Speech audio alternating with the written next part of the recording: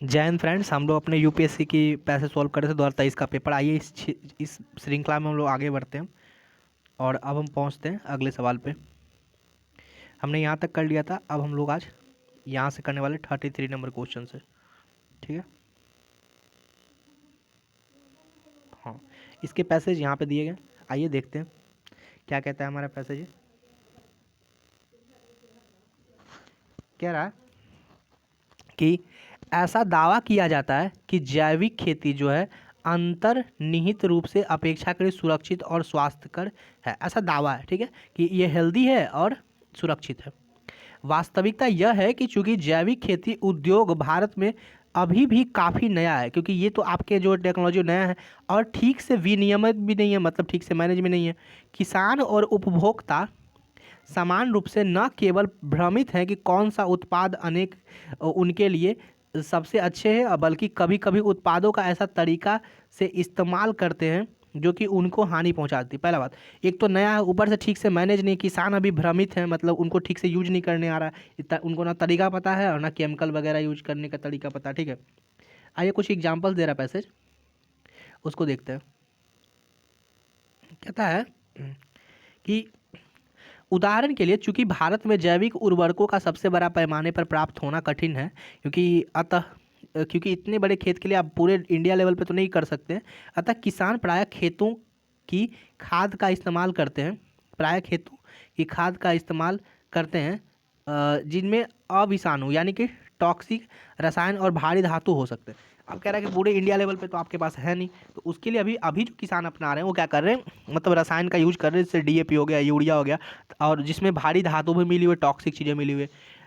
कतिपय पादप फुहारों, उदाहरण के लिए धतूरा फूल, मतलब धतूरा का फूल हो गया, और पत्तियों के फुहारों में एट्रोपिन नाम का एक तत्व होता है। एट्रोपिन नाम का एक तत्व होता है जो क्या करता है, पादप फुहारों मतलब इस सब चीज़ों को कुछ जहरीले पौधे होते हैं उसको पीस के और छिड़काव किया जाता है।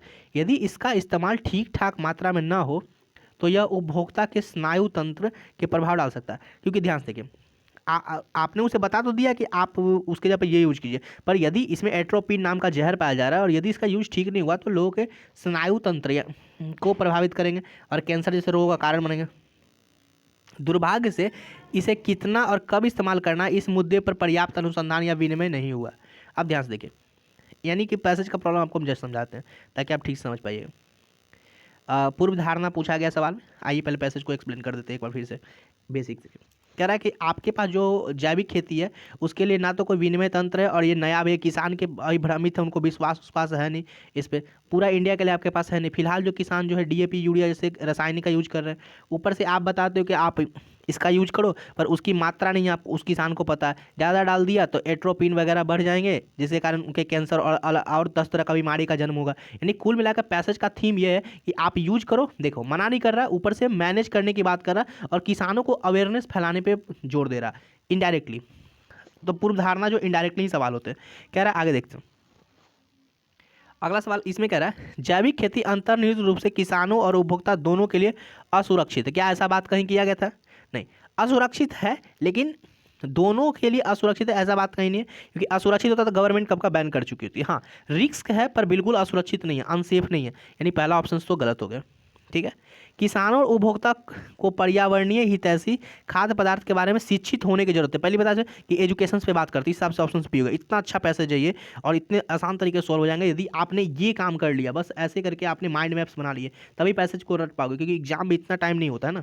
उम्मीद है आपको ये समझ में आ गया है ना। बाकी और देख लेते हैं। हाँ, 34 नंबर सवाल जो कह रहा है इसमें, आइए ध्यान से देखते हैं। कह रहा है कौन युक्तियुक्त तरसंगत व्यवहारिक संदेश को, सर पहले प्रैक्टिकल आंसर पे मैंने पहले कहा था पूरा पैसे में प्रैक्टिकल बनाना है ऑप्शन खोजने टाइम। पहला ऑप्शन इसमें कह रहा है कि भारत में जैविक खेती को पारंपरिक खेती के स्थापन के रूप में प्रोत्साहित नहीं किया जाना चाहिए। ऐसा कई बात है, जैविक खेती को प्रोत्साहन देना है। मैंने पहले कहा था जब बनाया था माइंड मैप्स कि बैन करने की बात नहीं है, ये ऑप्शन खत्म, क्योंकि यहाँ पे बैन करने की बात कर रहा है। ठीक है, दूसरा, रासायनिक उर्वरकों के लिए कोई सुरक्षित जैविक विकल्प नहीं है। कह रहा है कोई सुरक्षित जैविक विकल्प नहीं है। जैविक विकल्प है, एट्रोपिन्स वगैरह यूज तो कर रहे हैं वो लोग, है ना, कोई सुरक्षित कैसे नहीं है, तो बी ऑप्शन खत्म।